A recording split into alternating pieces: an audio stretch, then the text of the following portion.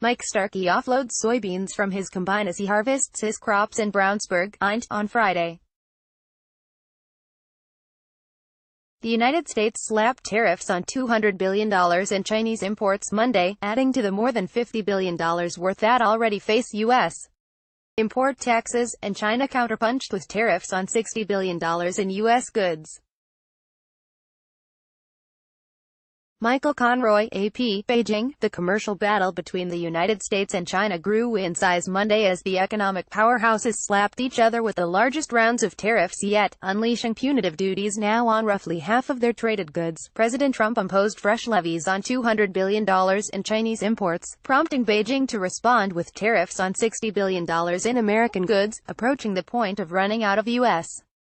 products to target. Neither of the world's two largest economies showed signs of backing down, and there are no further trade talks publicly scheduled to resolve the dispute. As the new tariffs hit, the Chinese government released a report accusing the Trump administration of a foreign policy based on trade bullying and attempting to impose its own interests on China through extreme pressure. According to state media, it has brazenly preached unilateralism, protectionism and economic hegemony, making false accusations against many countries and regions, particularly China, the paper said. Thousands of goods now face border taxes of up to 10%, including grocery store staples, household objects and industrial equipment. Economists expect the cost of food, clothing, furniture, toys and cars to swell, triggering layoffs across industries in both countries. Trump warned this month that retaliation from Beijing would spark another set of tariffs on $267 billion in Chinese goods, erecting financial barriers on virtually everything the United States buys from the nation. In 2017, that order reached $505 billion. Beijing cannot match Washington dollar for dollar in a full-blown trade war. The Asian nation imported $130 billion in U.S. goods last year, but officials have said China will keep fighting back with qualitative measures.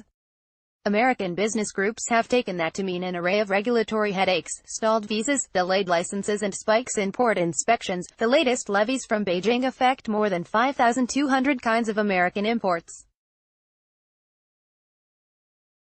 including chemicals, industrial wares and medical instruments. The United States started imposing levies in July on $50 billion in Chinese industrial imports as Trump sought to confront trade practices he deems unfair.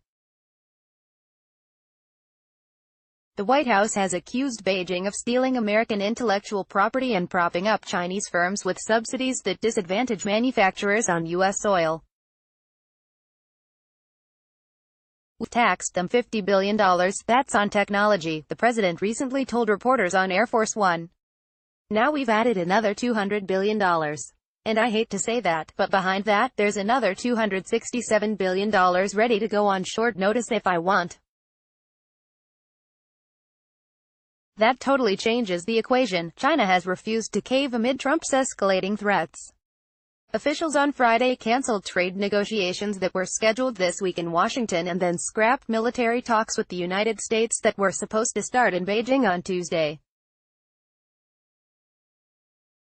Beijing abandoned the defense-related conversations in response to American sanctions imposed last week on Chinese military personnel for buying combat aircraft and missile supplies from Russia. Analysts say Chinese President Xi Jinping is trying to show strength on the world stage as the Chinese public, whose respect is crucial to his sustained power, increasingly bash Trump online for picking on China. Beijing has launched efforts to influence the conversation in the Midwest, as well. State media purchased a 4-page advertisement in Iowa's largest newspaper this week warning American soybean farmers that Trump's trade war would shift business to South America, as the largest importer of U.S. soybeans. "China is a vital and robust market we cannot afford to lose," the advertisement in the Des Moines Register said, quoting Davy Stevens, vice president of the American Soybean Association. A coalition of more than 80 industry and agricultural groups in the United States, meanwhile, also protested on Monday the intensifying economic conflict. Americans are waking up today to a tax increase on the things they rely on to provide for their families, Brian Cole, spokesman for Tariffs Hurt the Heartland, said in a statement. From furniture to pet food, light bulbs to baby cribs, even groceries and toilet paper will be taxed by these tariffs. Chinese officials have acknowledged the trade war could hinder their country's economic progress. Heftier price tags on household goods is an especially precarious forecast in a country where consumer spending drives the bulk of growth.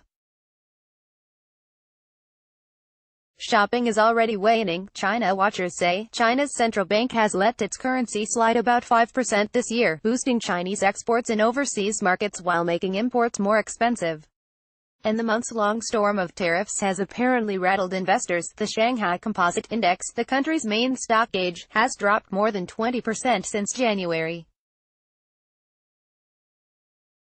Still, extracting concessions from Xi probably won't happen anytime soon, said Shi Yinheng, a professor of international relations at Renmin University in Beijing. I personally believe that the Chinese government will refuse to bend to Trump in spite of the sure damages to China's economy, he said. More likely on the horizon are tax cuts to boost Chinese businesses, he said, and a sense of urgency in building new trade alliances with other countries. Some academics painted the rift Monday as an opportunity.